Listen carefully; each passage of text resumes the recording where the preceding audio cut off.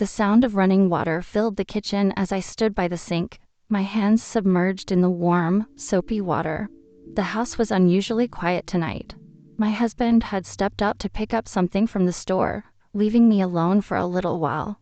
It was a rare moment of peace, a chance to breathe in the silence and enjoy the mundane routine of cleaning up after a long day. I let out a soft sigh, letting the warmth of the water seep into my skin as I rinsed off the soap from a plate. The rhythmic motion was almost soothing, a welcome distraction from the usual whirlwind of my thoughts. Outside, the streetlights cast a dim glow through the window, and the hum of distant cars reminded me how late it was getting. Then I felt it, a presence behind me. Close. Too close. My body tensed instinctively before my mind even had the chance to register what was happening. The hair on the back of my neck stood on end, and my breath hitched. I didn't need to turn around to know who it was. The familiar scent of his cologne, deep, woodsy, unmistakably him, filled my senses. My husband's friend. My grip on the wet plate tightened slightly, but I forced myself to keep scrubbing, to pretend like I wasn't suddenly aware of every breath I took, of the way my pulse had started to hammer against my ribs. "What are you doing?" My voice came out steady, but it felt forced. His breath was warm, too near my neck. "Just watching." A nervous chuckle slipped past my lips, though there was nothing funny about the way his presence lingered behind me. "You're awfully quiet for someone who just came in. Didn't want to disturb you." The weight of his words settled between us, thick and unspoken.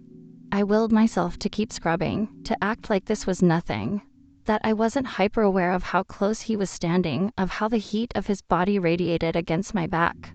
But then he shifted, and his presence became impossible to ignore. I turned my head slightly, just enough to catch his expression in my peripheral vision. His eyes were locked on me, dark with something unreadable. A smirk tugged at the corner of his lips, like he knew something I didn't. I exhaled slowly. "Where's my husband?" He shrugged, stepping back just a little. "Still out. Thought I'd keep you company." Something about the way he said it made my stomach twist. It wasn't the words themselves, but the way they lingered, the way his gaze never wavered. I swallowed, willing my body to relax. "Well, I don't need company. I'm just finishing up here." I expected him to take the hint to leave, but instead, he leaned against the counter, watching me with an intensity that made my fingers tremble against the plate in my hand. "You always work this hard?" he asked, his voice low. I forced a small smile, trying to keep things light. "Somebody has to clean up after dinner." His smirk deepened. "I don't think he appreciates you enough." My breath caught. My hand stilled. "Excuse me?" He tilted his head slightly. "I'm just saying. He leaves you alone too much." I didn't respond. Couldn't. The air between us felt charged now, as if we had just crossed an invisible line that neither of us could step back from. I turned my attention back to the dishes, focusing on the feel of the water, on the sound of it rushing down the drain, trying to drown out the tension building in my chest. But then, he took a step closer, not touching me. Not yet, but close enough that I felt it, an invisible pressure pressing in on me, making it impossible to ignore the way his presence filled the space. I clenched my jaw, gripping the edge of the sink. "I think you should go." A long pause.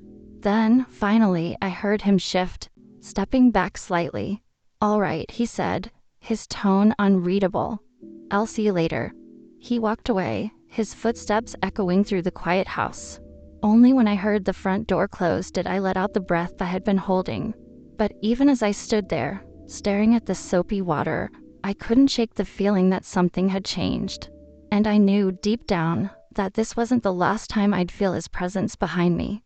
The sound of the front door closing echoed through the house, but even as I stood there, gripping the counter, my pulse refused to settle. My breathing was uneven, my body still tense from the lingering heat of his presence. I thought that was it, that he had walked away, and I could shake off whatever just happened. But then, barely a few minutes later, I heard footsteps approaching again. Slow, deliberate. I turned, half expecting to see my husband. Maybe he had forgotten something, but it wasn't him. It was him. My husband's friend stood in the doorway, his expression unreadable, his eyes dark and steady as they locked onto mine. I swallowed hard. You? Why are you still here? He didn't answer immediately. Instead, he stepped inside, shutting the door behind him with an unsettling ease. I forgot something, he finally said, though his voice held none of the casual tone I was used to. I licked my lips, suddenly feeling trapped between the counter and the weight of his gaze. You should go. His smirk returned, lazy and knowing. Should I? A tense silence filled the air between us. He moved closer, slow and measured, until he was just a breath away. You felt it too, didn't you? His voice was low, almost teasing, but there was something deeper beneath it, something raw, something dangerous. I shook my head, willing my body to ignore the shiver that ran through me. This is wrong. He exhaled a quiet laugh. Is it? My chest rose and fell with uneven breaths. He wasn't touching me, not yet, but the way his body hovered near mine made my skin burn with awareness. Your husband trusts me, you know, he murmured, his breath fanning against my cheek. Maybe a little too much. My fingers curled against the countertop, my resolve slipping by the second. The air was thick, suffocating, wrapping around us like a secret waiting to be uncovered. His hand lifted, brushing lightly against my arm, a mere whisper of contact, but it sent a jolt through my spine. My body betrayed me, responding to the closeness, to the tension simmering between us. Tell me to leave, he said softly, though his tone held a challenge. I opened my mouth. Nothing came out. His fingertips trailed down my wrist, feather-light, teasing. That's what I thought. A sharp inhale filled my lungs. I should stop this. I had to stop this. But my body had already made the decision for me. His lips brushed dangerously close to mine, hovering, waiting. Then the sound of a car pulling into the driveway shattered the moment. We both froze. Reality came crashing down, harsh and unforgiving. I shoved him back, my breath shaky. Go.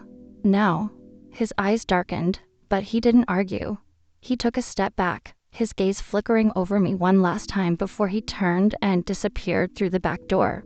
My hands trembled as I pressed them against my chest, trying to slow the rapid beat of my heart.